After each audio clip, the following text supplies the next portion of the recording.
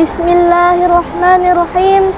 Assalamualaikum warahmatullahi wabarakatuh.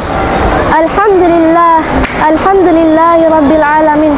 Assalatu wassalamu ala asrafil anbiya'il mursalin Sayyidina Muhammadin wa ala alihi wa sahbihi ajma'in, amma ba'd. Pertama-tama dan yang paling utama, marilah kita panjatkan puja dan puji syukur atas kehadirat Allah Subhanahu wa Ta'ala yang telah memberikan kita begitu banyak nikmat, baik itu nikmat kesehatan, nikmat kesempatan, dan yang terlebih-lebih lagi yang namanya nikmat iman dalam Islam. Salawat berandaikan salam tak lupa pula kita curahkan kepada baginda Nabi Allah, Nabi Muhammad sallallahu alaihi wasallam. Hadirin pemirsa yang insya Allah dirahmati Allah Subhanahu wa Ta'ala, izinkan saya membawakan tausiah singkat yang berjudul Ujian dan Nikmat Saat Berpuasa. Pada tahun ini kita masih dipertemukan dengan bulan suci Ramadan, dan sampai saat ini kita masih diberi umur panjang oleh Allah Subhanahu wa Ta'ala.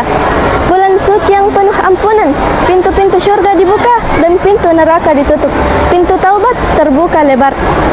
Memang benar, saat bulan suci Ramadan begitu banyak ujian berupa es buah, es cendol, pisang hijau, dan lain sebagainya. Tapi jangan salah, saat berbuka puasa di depan mata ada berbagai banyak macam makanan. Tidak seperti di bulan-bulan yang sebelumnya, yang tadinya kita hanya makan nasi, ikan, dan sayur, tapi saat bulan suci Ramadan, makanannya sungguh Masya Allah. Tidak, bukan bermaksud membedakan, hanya saja kenikmatannya yang berbeda. Di bulan suci Ramadan, kita tidak hanya dianjurkan untuk berpuasa, akan tetapi juga melakukan hal-hal ibadah lainnya, seperti sholat, membaca Al-Quran, bersedekah, dan lain sebagainya. Dan yang paling utama, saat berpuasa, jangan pernah sesekali meninggalkan sholat.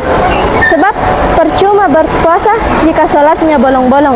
Apalagi tidak sholat sama sekali, itu bagaikan ember bocor yang diisi dengan air.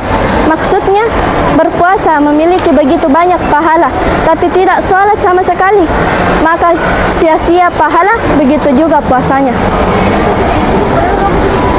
Allah Subhanahu wa Ta'ala berfirman dalam Quran surah Al-Baqarah ayat 183 yang berbunyi, Ya ayyuhalladzina amanu kutiba alaikumus siyamu kama kutiba alal ladzina min qablikum la'allakum tattaqun. Artinya, wahai orang-orang yang beriman, diwajibkan atas kamu berpuasa sebagaimana diwajibkan atas orang sebelum kamu agar kamu bertakwa. Maka marilah kita fastabiqul khairat, berlomba-lomba dalam kebaikan. Berpuasa juga membersihkan hati kita dari rasa iri, benci, dendam, dan dengki kepada sesama muslim. Tidak hanya itu, berpuasa juga mengajarkan kita menahan rasa lapar dan haus. Ketika berpuasa, kita juga harus menghindari keseharian buruk kita. Yang kesehariannya menggibah, tinggalkan. Yang kesehariannya bermaksiat, tinggalkan. Yang kesehariannya mabuk-mabukan, tinggalkan. Tidak ada kata terlambat untuk bertaubat kepada Allah selama kita masih menyadari kesalahan-kesalahan yang kita lakukan. Dan jangan malu untuk meminta pengampunan kepada Allah Subhanahu wa Ta'ala.